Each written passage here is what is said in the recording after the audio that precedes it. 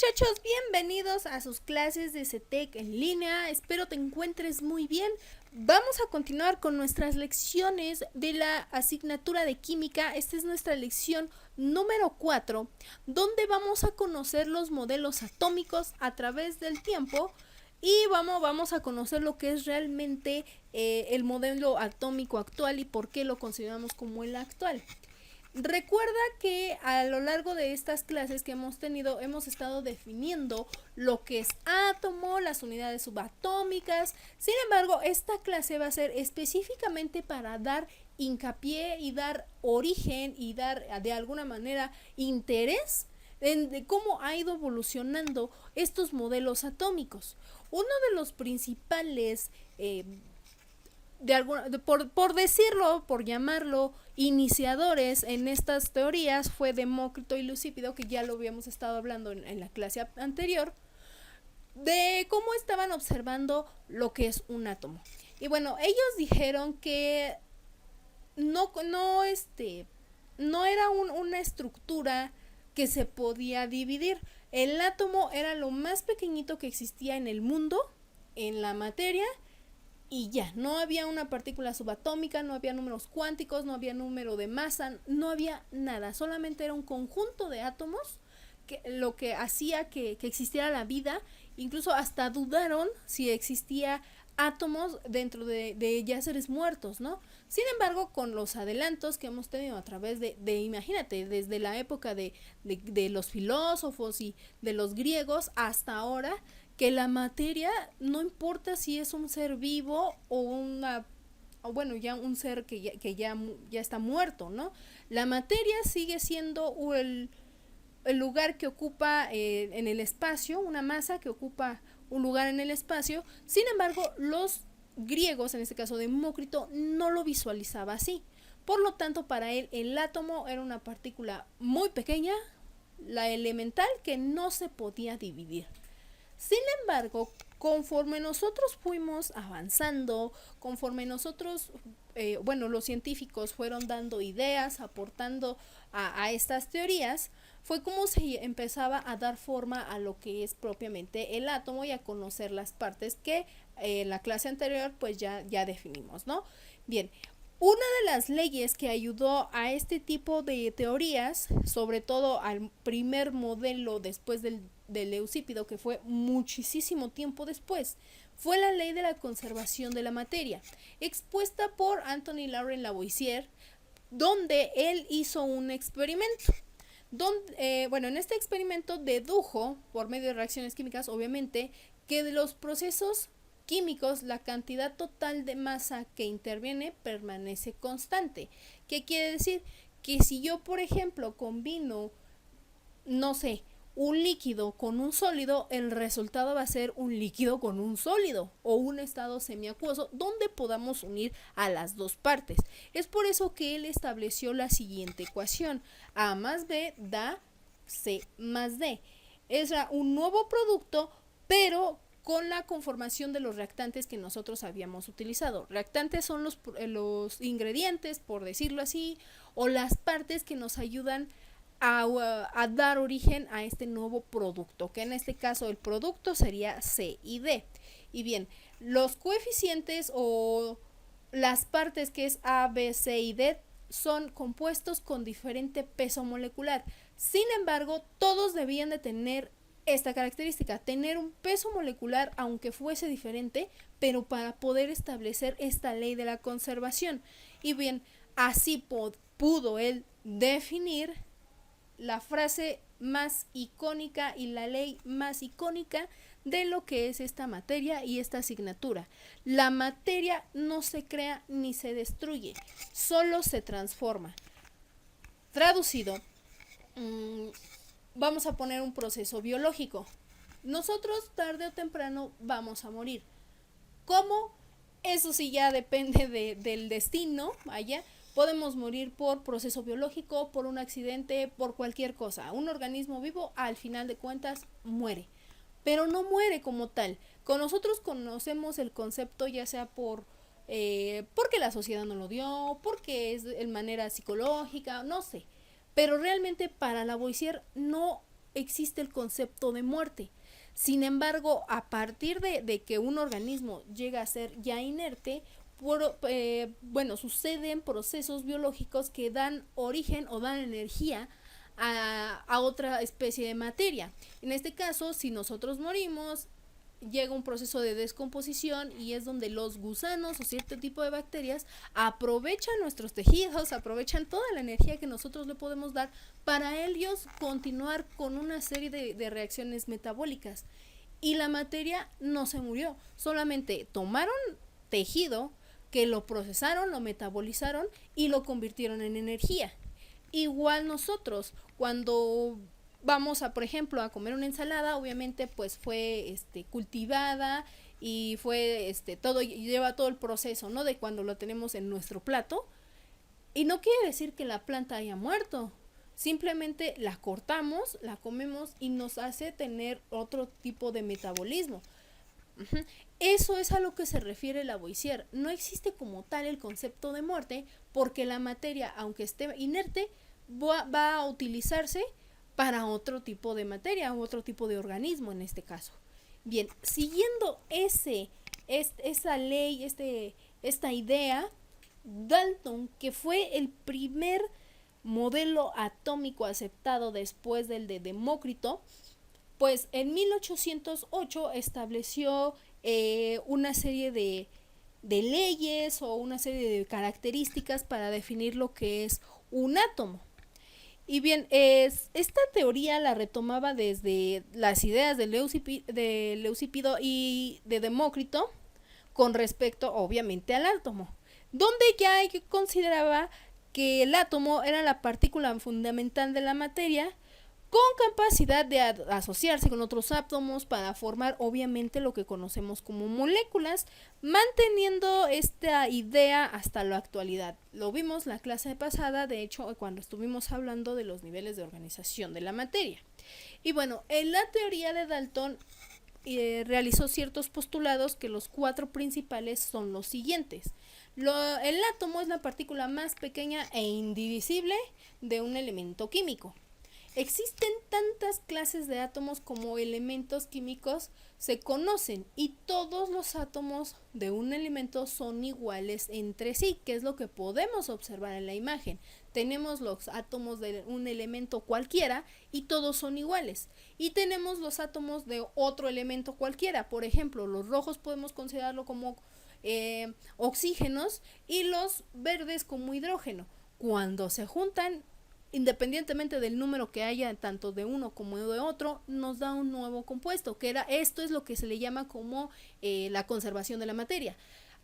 No murieron ninguno de los dos, ni uno se comió al otro, simplemente se unieron, se fusionaron y formaron un nuevo compuesto. Aquí si por ejemplo unimos moléculas de oxígeno con hidrógeno, podemos obtener lo que es el producto agua. Bien, esto es lo que nos da a entender la imagen que estamos teniendo aquí en nuestra pantalla. Y bien, el tercer punto fue que las diferentes moléculas están formadas por agrupaciones de átomos. Igual, vuelvo, el producto obtenido son una serie de átomos agrupados de diferentes elementos. Y los átomos, el último punto dice que son indestructibles aún teniendo reacciones violentas, lo cual esto no es del todo cierto. Recuerda que la física nuclear es lo que es uno de sus objetivos, ¿no? Tratar de observar y descomponer al átomo para poder aprovechar su energía al máximo. Y bien, una vez de que Dalton hizo esta teoría, llegó otro científico que le pudo dar un poco más de cuerpo a la teoría de Dalton, cambiando ciertos aspectos pero preservando algunos. Este modelo o este científico fue Thomson, que también se le conoce a su modelo atómico como el modelo de Pancke. Y bien, Joseph Thomson, partiendo de la información que conocía sobre el átomo que presentó obviamente Dalton y Demócrito, hizo algunas justificaciones y adecuaciones a lo que tenía Dalton. Y bien, él se basó en que la materia es eléctricamente neutra, lo que hace pensar que además de los electrones debe de haber otro tipo de partículas positivas. Por eso es aquí que el átomo tiene una carga positiva. Él veía al átomo como una en masa con carga positiva, pero que tenía que tener estos electrones para poderlo mantener neutro y no hiciera una reacción violenta. Y bueno, cuando los electrones pueden extraerse de los átomos, pero no de las cargas positivas, ¿vale? Entonces, no podíamos separar tan fácilmente a los electrones porque íbamos a desestabilizar esta carga positiva. Ahora, todo eso que Thomson propuso el modelo que conocemos como el modelo de Panquet, ¿vale? En el que la mayoría de la masa que estaba asociada a la carga positiva, como era tan pequeña la masa de los electrones, había un cierto número de ellos mismos distribuidos dentro de esta masita, ¿no? Que es por ejemplo, aquí en la imagen que podemos observar en la rosa, hagan de cuenta que era la masita. Ajá. Entonces los electrones estaban distribuidos uniformemente, ¿vale? Lo que da origen o lo que hace una analogía de que era como una especie de panqué o de pastel, incluso hasta de muffin, ¿no? En lo que los electrones estuviesen incrustados como si fueran chispitas o pasas o algo así. Entonces, este modelo de Thomson fue el primer modelo realmente atómico, porque hablaba en tanto a la constitución de los átomos, pero era muy limitado y por lo tanto tuvo que ser sustituido por otros. Aquí en las imágenes podemos observarlo, ¿no? Sobre todo en la parte derecha es cuando ya observamos por qué se le llamó modelo de panqué, o como dice aquí, de pudín de pasas, porque esa era la masita que él visualizaba y que ahí estaban pegados los electrones. Sin embargo, no había como tal una interacción entre ellos, y es por eso que se tuvo que recurrir a estudiarlo. Bien, se lo consideraron como bueno, sí fue, de hecho aquí ya nos da la entrada a que en parte del átomo ya estaban los electrones, y vagamente nos decía que había una carga neutra, que eran los neutrones, o que son los neutrones, y que también había carga positiva. Sin embargo, aún no se establecía muy bien este teorema, pero ya se daban señales de que en sí se podía dividir el átomo a partículas subatómicas. Bien, Rutherford, que fue el siguiente científico en cuanto a modelos atómicos, y bueno, él identificó en 1898 aproximadamente a 1911, no se tiene como que la fecha muy exacta. Bueno, él estaba realizando ciertos experimentos que eran lo que vemos en la parte izquierda de la pantalla, que eran dos tipos de radiaciones emitidas por uranio, bueno, que realmente eran elementos radioactivos, como ya lo vimos. Estas partículas eran rayos alfa y beta, así los consideró él.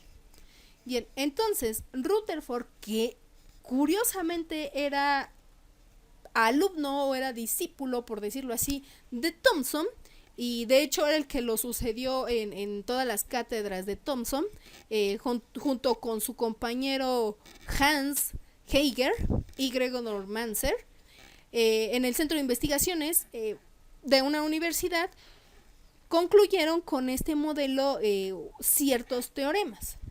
Que estos teoremas es que el átomo tiene un núcleo central en el que se concentra una carga positiva y casi toda la masa. ¿Por qué? Porque en su experimento, como lo podrás observar, había estos haces de luz que eran los rayos alfa y beta. Entonces rebotaban sobre una placa, y fueron así como estuvieron relacionando por qué rebotaban. Porque había diferencias de cargas, y en este caso ellos consideraban a la carga positiva como la mayor presencia en casi toda la masa, en casi todo el átomo. Y bueno, también con que el átomo tenía una especie de corteza en la que se encuentra toda la energía negativa y cuya masa es más pequeña en comparación con la del átomo. Ajá, entonces, por eso ahí establecen que como que se rebotaban y se desviaban, porque era esta corteza o esta placa como gris que vemos, era lo que representaba a toda la carga negativa. Y bueno, que el núcleo contiene protones y la carga positiva, los protones del núcleo se encuentran compensadas en una carga eléctrica muy por fuera del núcleo. Entonces, el núcleo no tenía como tal una carga positiva o negativa, solamente sabían que estaba estas cargas fuera de su núcleo. Y bueno, así los electrones hacían que giraban, ¿no? Bueno, estos electrones por esta diferencia de cargas giraban muy velozmente, muy violentamente alrededor del núcleo. Ajá.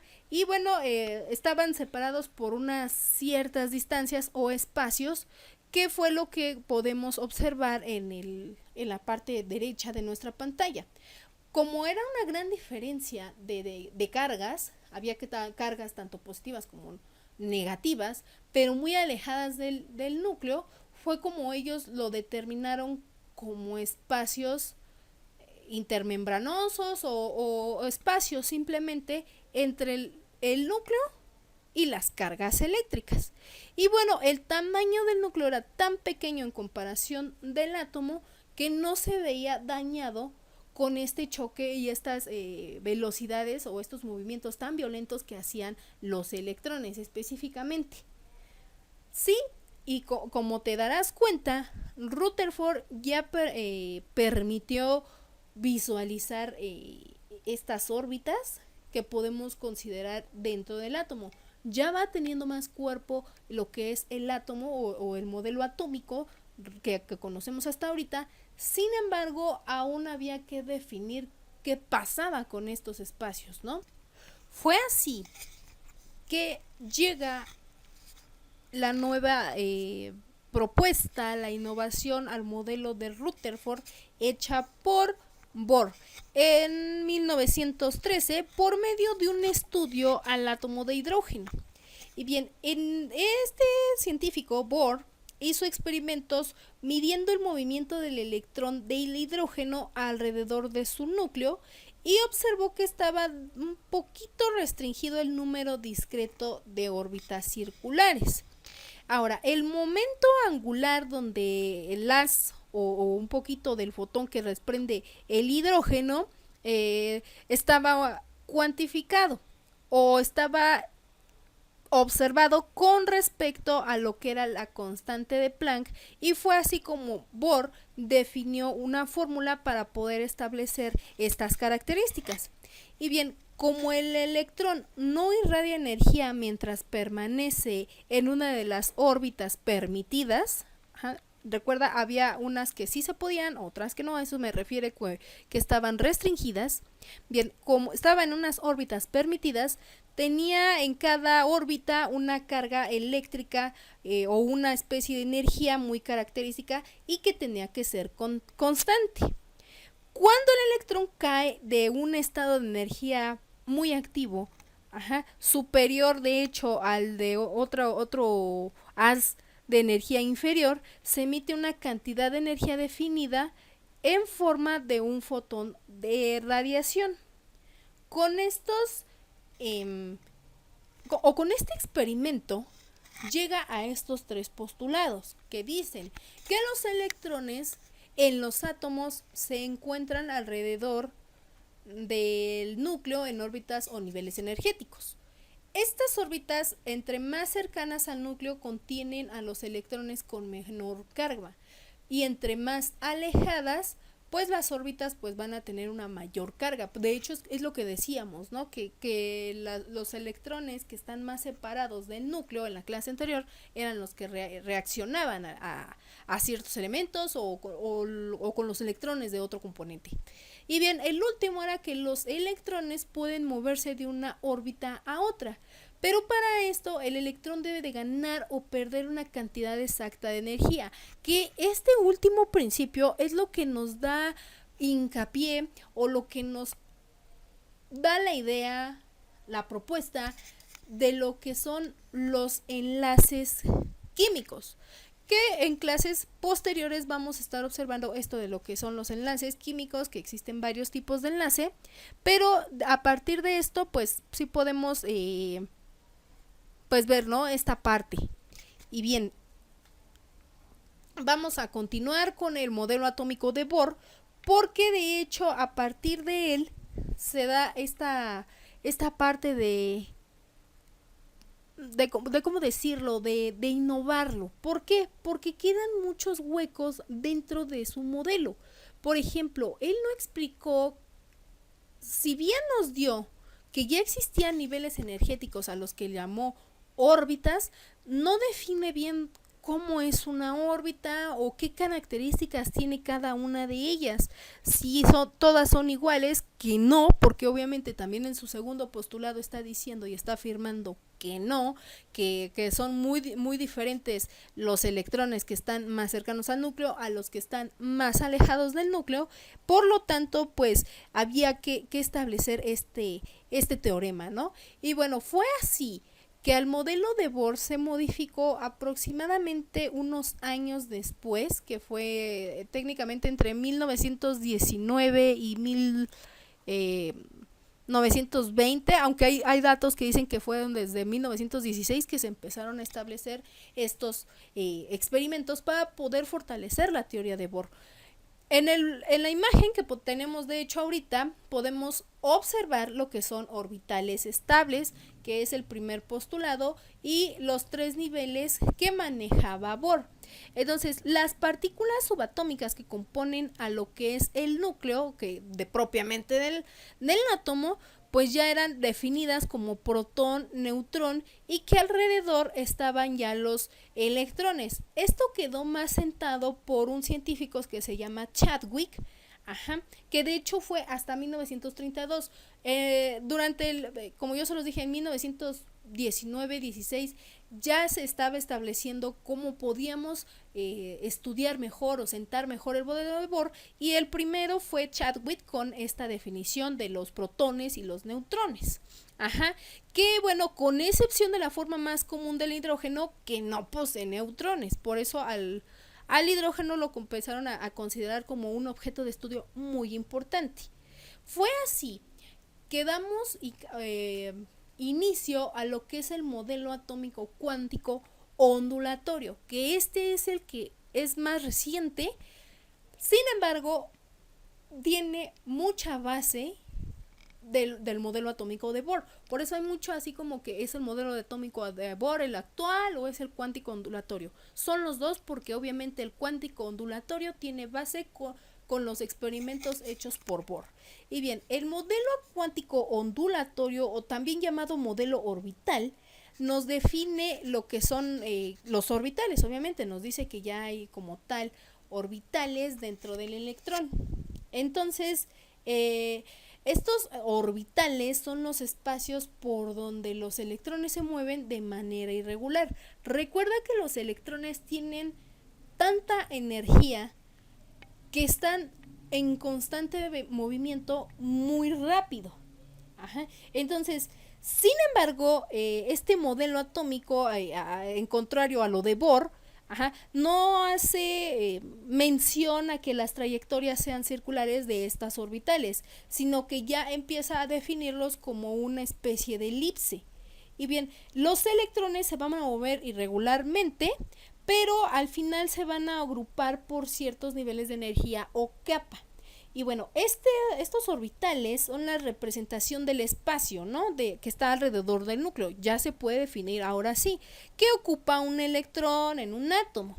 Y cada uno de estos orbitales está definido por 3 números cuánticos que van a determinar su forma, su tamaño, su orientación dentro obviamente de los orbitales. Estos números cuánticos, que vuelvo a repetir, no es simplemente una órbita circular, también ya empiezan las órbitas elípticas, que posteriormente también los trabajos de Kepler hacen mención de esto, pero bueno, Kepler lo hace más a las órbitas del espacio, pero sí tiene un poquito de relación.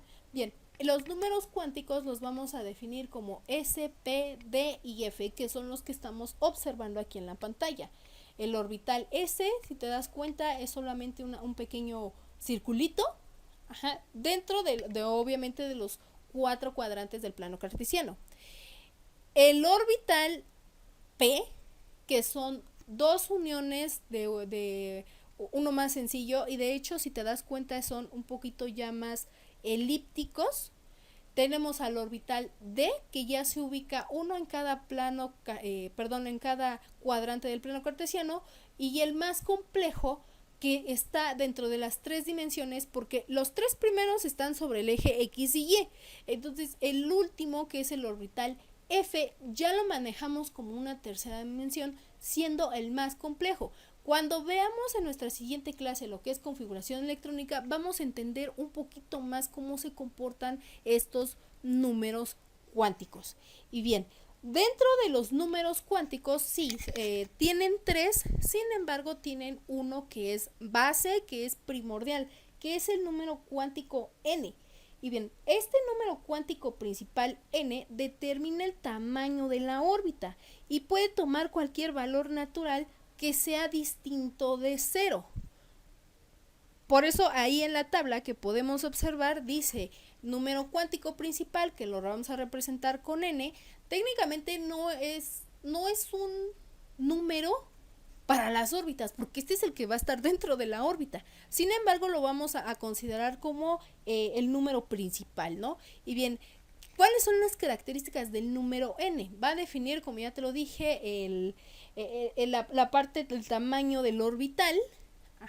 También va a definir la energía del nivel principal donde se va a colocar el electrón, y va a determinar también la distancia media de los electrones al núcleo. Un poquito de geometría analítica aquí vamos a aplicar. De un punto a otro él va a definir lo que es la distancia media, y posiblemente también tenga connotación mucho en lo que es el volumen de la órbita, qué tan densa es con respecto a las demás y con respecto a su núcleo. Bueno, varios orbitales pueden tener este mismo número cuántico principal. Bueno, de hecho sí lo tienen y se agrupan en diferentes capas, ¿vale? Y bueno, estos orbitales que tienen el mismo número cuántico principal forman una gran capa electrónica, que cuanto mayor sea el número cuántico principal, mayor será el tamaño de la órbita, y a la vez más lejos estará situado del núcleo. Eso es en cuanto al al número cuántico principal. El número cuántico azimutal o secundario, que lo vamos a definir como L, es una L, no creas que es una I. Bien, este número cuántico azimutal o secundario, como tú lo quieras llamar, te va a indicar la forma de la órbita, que puede ser circular o elíptica. ¿Y cómo lo vamos a diferenciar? Si este número vale 0, va a ser circular. Si tiene otro valor diferente de 0, va a ser elíptico. Y bien, el valor del número cuántico secundario depende del valor cuántico principal. Entonces, el número cuántico azimutal toma valores que van desde 0 a una unidad menor que n. Puede ser menos 1, menos 2, o incluso, ¿no? Si n vale 4, pues tiene que ser menor a este 4. Eso es lo que nos da este número secundario L.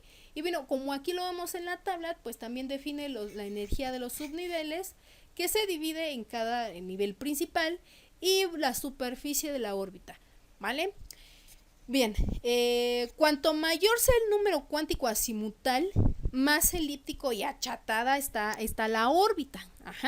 Cuando vale 0, la órbita es circular y entonces se vuelve un poquito más, se vuelve redondita. Pero si vale 1, es elíptico. Si vale, no sé, 3 o 2, es más achatado. Entre más aumente estos números a 3, 4, se va a achatar más esta forma elíptica. Bien, Eso es en cuanto al número secundario. Ahora, el número cuántico magnético, que lo vamos a definir como M, es el número, bueno, aquí lo tenemos en la tabla como M subíndice L. Este número cuántico va a determinar la orientación del orbital, o sea, para dónde va a estar girando. Y los valores que puede tomar dependiendo el valor del número cuántico azimutal, ¿vale? Si por ejemplo va a variar el intervalo que va desde L hasta, no sé, de L menos negativa, o sea, L negativa hasta L positiva, va a pasar por el cero. Ajá, entonces, si dependiendo para dónde esté ubicado, si está más a la izquierda o más a la derecha L, el número magnético va a tener diferentes valores. ¿Qué más podemos decir? Si el número cuántico azimutal vale 0, entonces L va a valer 0. El número magnético solo puede tomar el valor de 0, no hay más. Mientras L valga 0, M va a valer 0 también. ML, ¿verdad? Por eso hay que ver estas nomenclaturas. ¿Qué más? Así solamente va a haber un orbital S, que es lo que vimos en la imagen anterior. Entonces, si el número cuántico azimutal, o secundario vale 1, el número cuántico magnético puede tomar valores desde -1 a 1. No importa, o sea, puede ser -1, puede ser 0, puede ser 1, puede ser menos 0.5, menos 0.2, etc. Y bien, cuando hay 3 orbitales P, ya sea que si L, cada valor de L va a valer 1, entonces el orbital se va a llamar, el número, el orbital se va a convertir en P.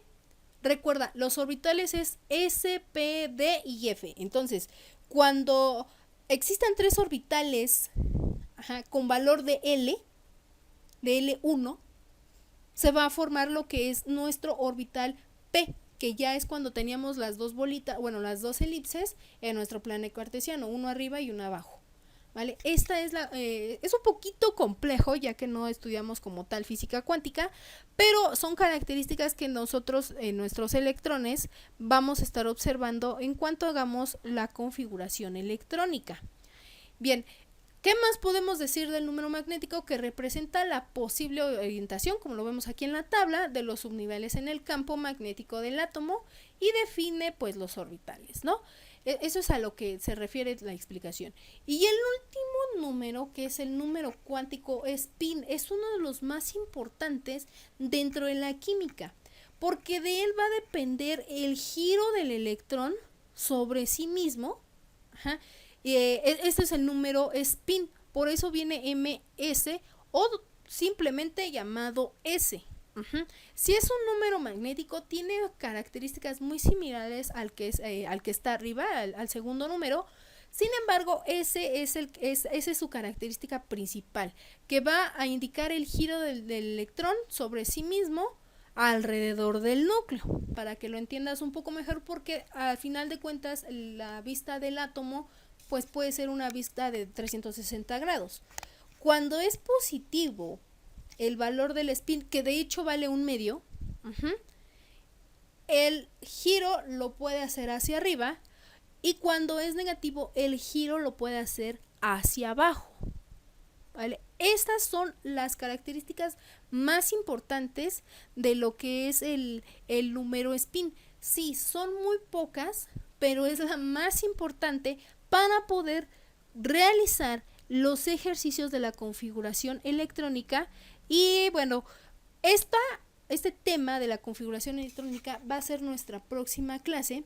No te preocupes, vamos en la siguiente clase a observar cómo es estos movimientos del spin, cómo vamos a utilizar estos números cuánticos, porque son necesarios para saber ciertas características que nosotros requerimos en la tabla periódica. Y bueno, muchachos, de mi parte es todo y nos vemos en el próximo video. Bye.